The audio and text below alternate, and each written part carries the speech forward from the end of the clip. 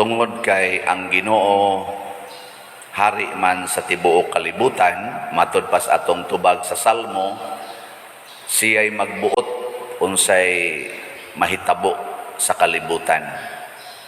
Pero ang kalibutan in general dili mudawat niya isip hari. Mao na nisaad nga lang sad siya nga kinsa tong mahigugma nako maoray akong hatagan bisag unsay ilang pangayoon. Kay kani magong atong hari kaning Ginoo manggihatagon kayo dili daw ba mao na mangandoy ta nga ang ato unta rong mga hari nga gielek nato sa panggobyerno maliwat unta giyod ni Kristo nga dili daw manggihatagon sa inyong paminaw sa kaning ato mga napili ron mga daw ni o mga manggihatagon. Abangan ang susunod na kabanata. Pero ang Ginoo dili na, wala na kinahanglang abangan ang susunod na kabanata. Manggihatagon yun, matud pang Kristo, bisag unsay inyong pangayoon sa akong ngalan, ihatag na sa amahan. Gani, ni sumpay pagid siya. Grabe na gining pagkasumpayan. Ingon siya, muabot sad ang panahon nga di na mo mangayo pinaagi sa akong ngalan, kay kamo mismo higugmaon sa akong amahan ug idiretso na niyag hatag nganha ninyo bisag unsay inyong pangayoon. Nya unsa may rason? Tungod kay nahigugma mo nako, matud pa niya. Nindot ano? Sa una iagis pari ang paghatag. Muna ang pari siging dupa-dupa, wa mo'y grasya basta di mo muhog sa kolekta, ano? Kay pari may agianan. Nya moabot ang panahon nga ang Ginoo mo diretso na dihaghatag ninyo. Tungod kay nahigugma mo sa pari. Kuha ninyo? O nyarog nagdumot ka sa pari. Bisag unsaon kag ingon palit og slat, di jud kang palit. Nya si kag ampos Ginoo taga itam ko grasya sa imong unahon na muhatag ang Ginoo nimo dili mo na si Kristo niingon kay nahigugma man mo nako idiritsog hatag ang grasya nga inyong pangayoon pero siguro usa nga nahigugma mo nako mo na dako diyang question bika mo karon dinhi nahigugma mo ni Kristo. Ikaw no, taas ko nung kamot, bikin sa tong nahigugma ni Kristo. Sige, ready, go. Naagi pipilang di mutak sa akang kamot, no? Sila nga, wala na mahigugma. Di nakalitan lang siguro sa pangutana. Congratulations. Nakaroon, unsaon na to paghigugma si Kristo. Sa unang pagbasa, si San Pablo, napunan na sa aning Apolos, ang unag yung paagis paghigugma mao ay ang pagsangyaw sa pulong sa Ginoo. Pulong sa Ginoo. So atong higugmaon si Kristo pinaagis paghigugma sa iyang mga pulong. Word ni Kristo. Para gud anang imong asawa mahigugma kas pulong, mahigugma masad kaniya. Kanang kamo mga babae, lalaki, magsigingon nimong I love you. Yan, higugma ka ng pulong nga I love you. Nyagikan mas iyang baba. Madugay, madani kyo kaniya. Nya kamo, nahigugma mo sa pulong ni Kristo. Labi na nang muingon siya nga, kung sagpaon imong pikas aping, ipasagpa lang pikas. Nahigugma mo ana. Kanang muingon siya, pasaylua lang nang nakasala og kapituan, kapito. Nahigugma mo ana. Dahil nabagduko-duko. Ayaw lang sana padiroy. Kanang moingon siya, ibaligya ang tanan o ihatag ang halin ngadtos mga kabos. Nahigugma mo ana. Bisan gani kanang moingon siya, ayaw na mo paningil ni adtong nakahulam kaninyo. Nahigugma mo ana. Hilom lagi mo.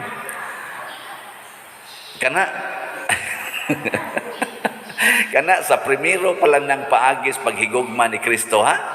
Iya ba nang giklaro? Kani kuan man ni atong gibasa, John chapter 16. Sa John chapter 15, niingon si Kristo, magpabilin kamo kanako kung inyong tumanon ang akong mga pulong. Mao na timaan sa nahigugma. Bisag kamong mga mag-asawa, sige kunobi, ay namo paminaw sa pulong. Kamong mga asawa, ay namo paminaw sa pulong sa inyong bana. Kamong mga bana, ay namo paminaw sa pulong sa inyong asawa. Ayaw na nagpatalinghogi ilang pulong. Matigayon bagod ang inyong pagpuyo. Dili, oy. Di gyud. Pero maminaw ka, igsultis imong asawa, maminaw ka, igsultis sa imong bana, maminaw ka, nindot yun ang inyong panagtiayon. Nya karon kamo, nagpaminaway pa mo. O sige na lang mo tanaw ng cellphone, naana mo naminaw ang mga TikTok, naana mo ang mga Facebook, naana mo ang mga vlog-vlog diha. Basin ba? Ang mga anak, kung maminaw sa pulong sa ginikanan, doon na gina sila maayong kaugmaon, pero maggahi ng ulo, magtumanas gusto, di na maminaw, disgrasya gina.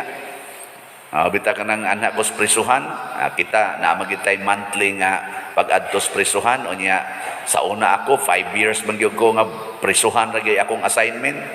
Ako silang pangutanon, ako pag silang sultihan, muuyon mo, nga kining inyong pagkabutang dinhi nga napunta mo dinhi sa prisuhan, una gyud wa mo maminaw sa pulong sa inyong ginikanan. Agree oy, 100%.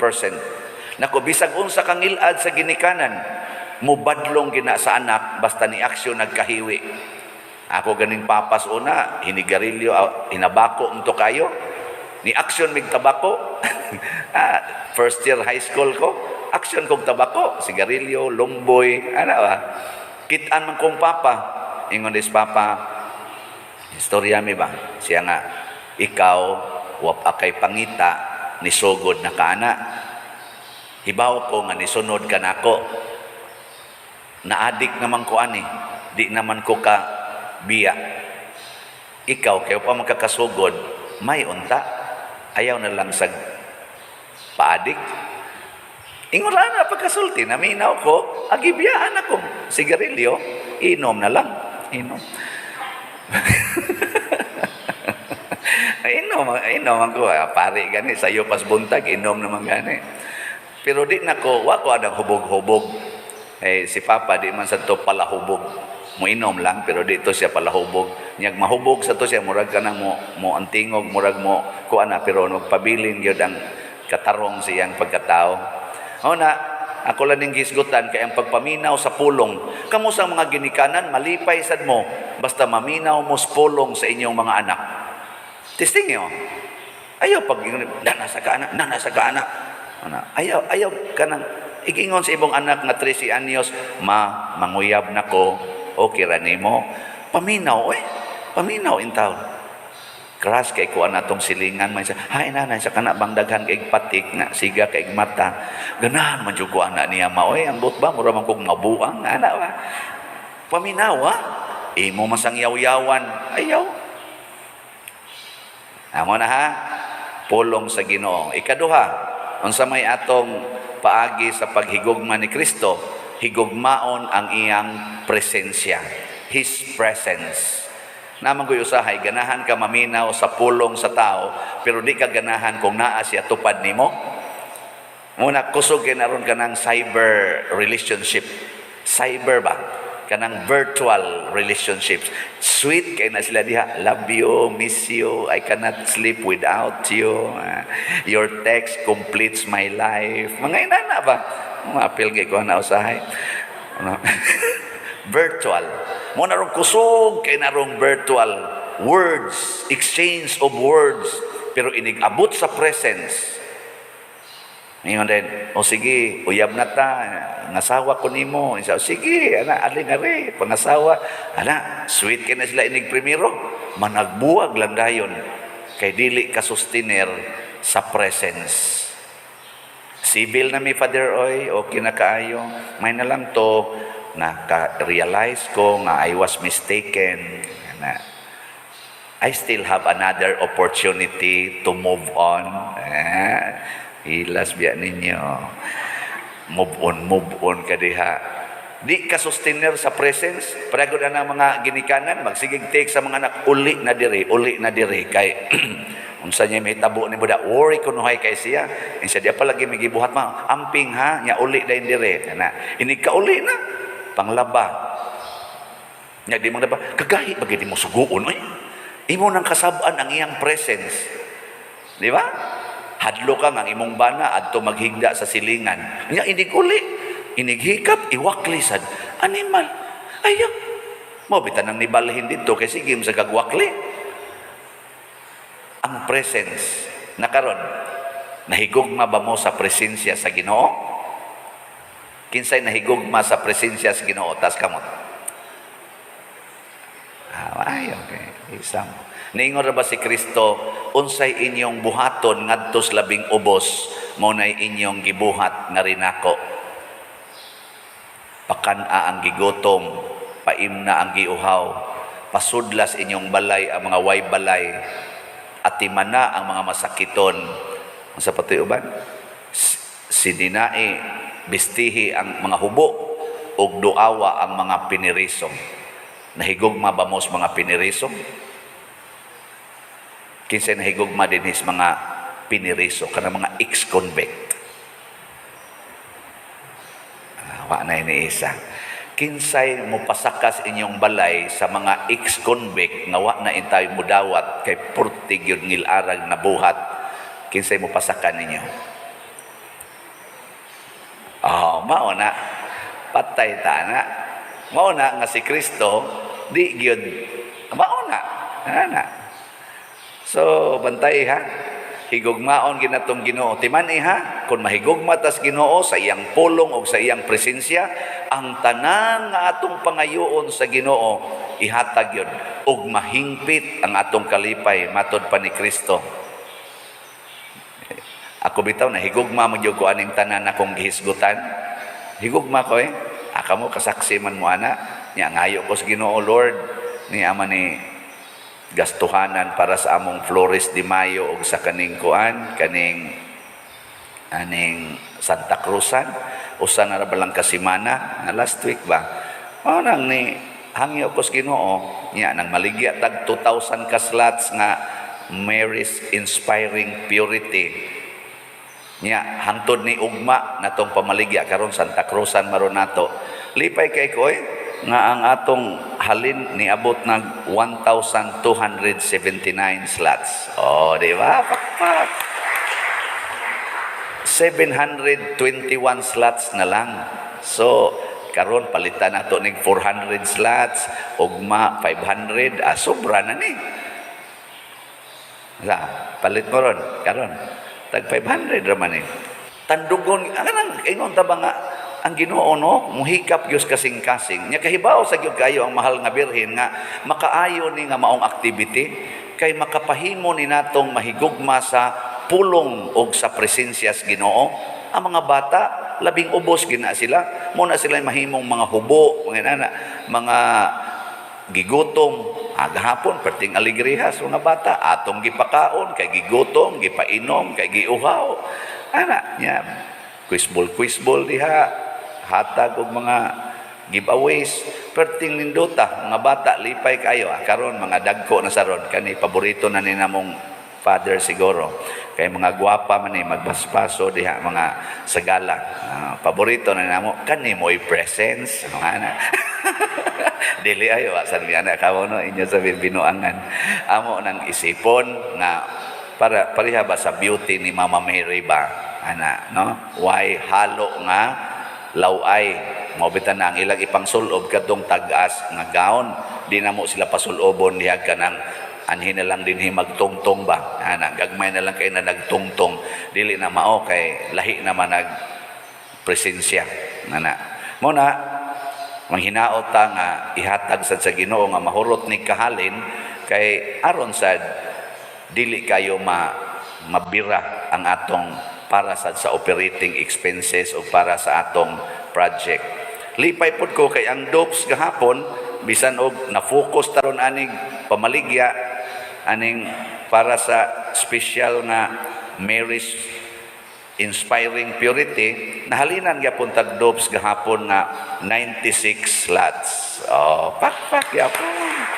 Padayon gining dopes. So 5,622 na ang atong halin sa dopes para sa atong projects.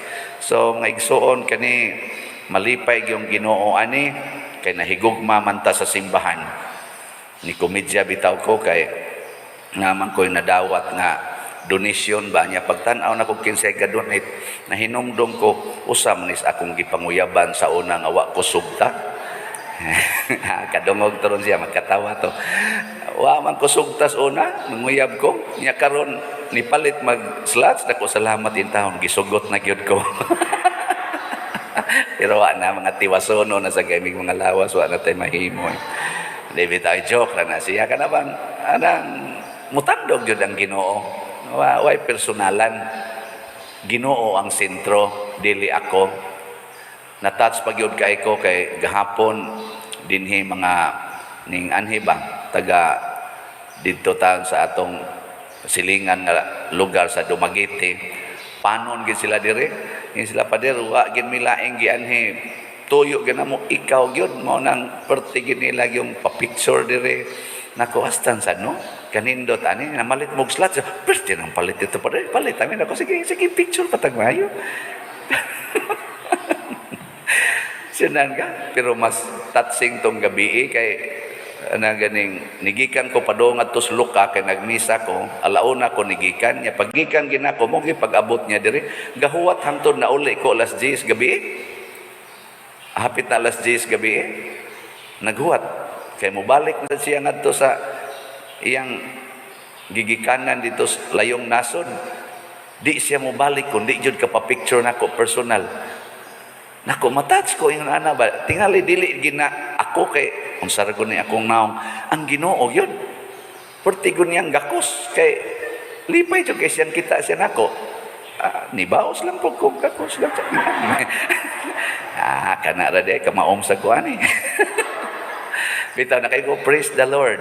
Mao ni ang maghatag og kalipay nga murabag dili ko kasabot. Ngano man kay kining mga tawhana na higugma sa Ginoo og sa iyang pulong pinaagi na sa akong giwali og sa akong gipanghangyo og sa simbahan nga mao ang presensya sa Ginoo. Pagkanindot ang ilang kalipay magsigilag ngisi ba gabi na kistanan murabag maikog ko nga sa man kana ganing mag-iglakaw lagi makain ko, Lord, bendisyon niya gid in town sila. Grabe ang ilang paghigugma nimo. Bendisyon niya sila. Bahalag, wa na lang ko. Sila lang. Minsan Ginoo, apil sa tika gamay na ko. Gamay lay ako. Sakit raman niya akong hawak. Ayuhala na mo. Raman na ako gamay. Aron magsige patag dupa-dupa. Mga igsoon, ang saad ni Kristo dili bakak. Ang hingpit nga kalipay atong mabatunan kung mahigugma ta niya kay ang amahan mahigugma sab nato. Busa mahigugma kita niya sa iyang pulong ug sa iyang presensya dinhi sa kalibutan ug iya sa tangtagbawon sa atong mga panginahanglan.